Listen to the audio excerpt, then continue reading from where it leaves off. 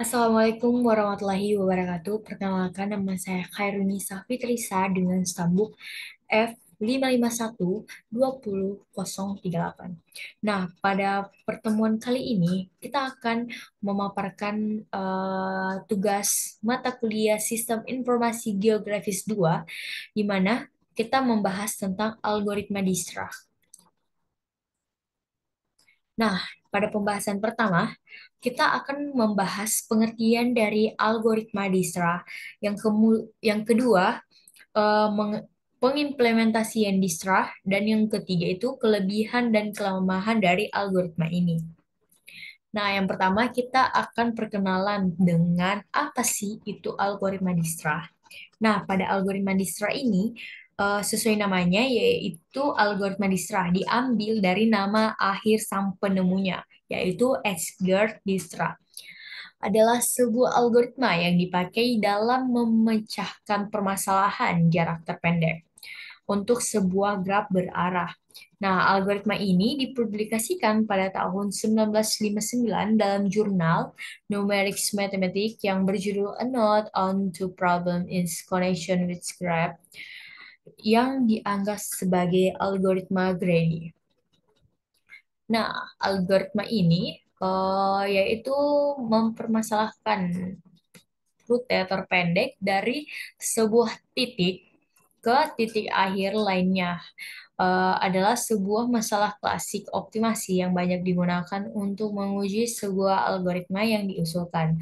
Permasalahan rute terpendek dianggap cukup baik untuk mewakili masalah optimasi karena permasalahannya mudah dimengerti namun memiliki banyak pilihan solusi.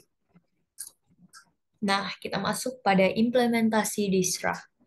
Nah, pada algoritma ini ditujukan untuk menemukan jalur terpendek seperti yang saya katakan tadi pada pengertiannya. Jadi rute rutenya itu eh, berdasarkan bobot terkecil dari satu titik ke titik lainnya. Misalnya, titik menggambarkan sebuah gedung dan garisnya menggambarkan jalan. Maka algoritma Dijkstra ini akan melakukan kalkulasi terhadap semua kemungkinan bobot terkecil dari setiap titik. Nah, untuk urutannya, pertama, tentukan titik yang mana akan menjadi titik awal keberangkatan, lalu diberi bobot pada jarak diberi bobot jarak pada node pertama ke node terdekat. Jadi satu persatu. Kemudian, jika Dijkstra akan melakukan pengembangan pencarian dari satu titik ke titik lainnya dan ke titik selanjutnya tahap demi tahap. Nah, jadi ini adalah penjelasannya untuk lebih penjabaran, tapi daripada kita berlama-lama di penjabaran, kita langsung saja ke contohnya. Jadi seperti di contoh, ini sebenarnya contohnya sudah terisi.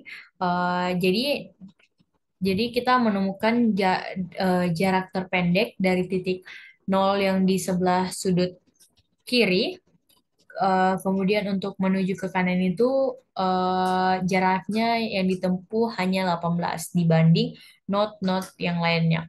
Contoh nih, kita hitung dari not atas, bagian atas, jadi bagian sini. Ini dari nol ke sini itu jaraknya tuh ada 5. Kemudian dari sini, dari 5 ke sini itu berjarak 7. Jadi 5 ditambah 7 itu adalah 12. Nah, kemudian untuk mencapai titik akhirnya ditambah lagi 9. Jadi 12 ditambah 9 yaitu 22, 21.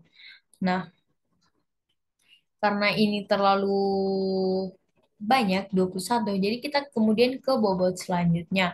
Nah, dihitung lagi. Dari nol ke sini jaraknya 4, dari sini lagi ke sini jaraknya 5. Jadi 4 tambah 5 itu adalah 9, kemudian 9 menuju ke sini ditambah lagi 9 jadi 18. Jadi jawabannya sebenarnya yang ini, tapi kita hitung satu-satu. Jadi dari 0 lagi ke 8, ke sini itu 8, kemudian kemudian dari sini ditambah sini itu 18, kemudian 18 lagi ditambah 6,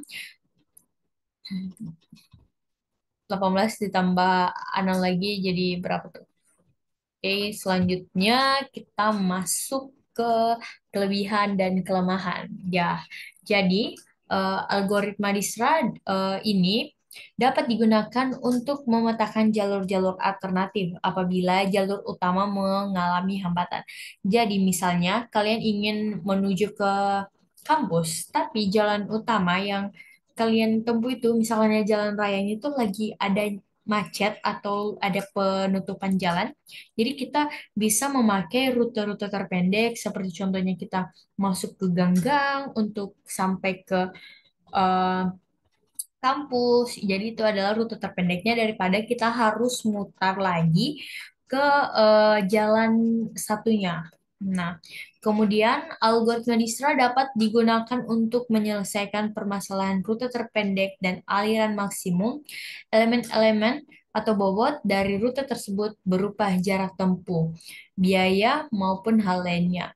Nah, pada implementasi yang digunakan, yang menggunakan algoritma Dijkstra, sistem akan terputus dari web server jika terdapat suatu node pada graf yang berdiri sendiri atau tidak terhubung. Nah, jadi itu adalah kelemahannya. Nah, sekian penjelasan tentang algoritma Dijkstra dari saya. Kurang dan lebihnya mohon dimaafkan. Wabillahi taufiq wal hidayah. Wassalamualaikum warahmatullahi wabarakatuh.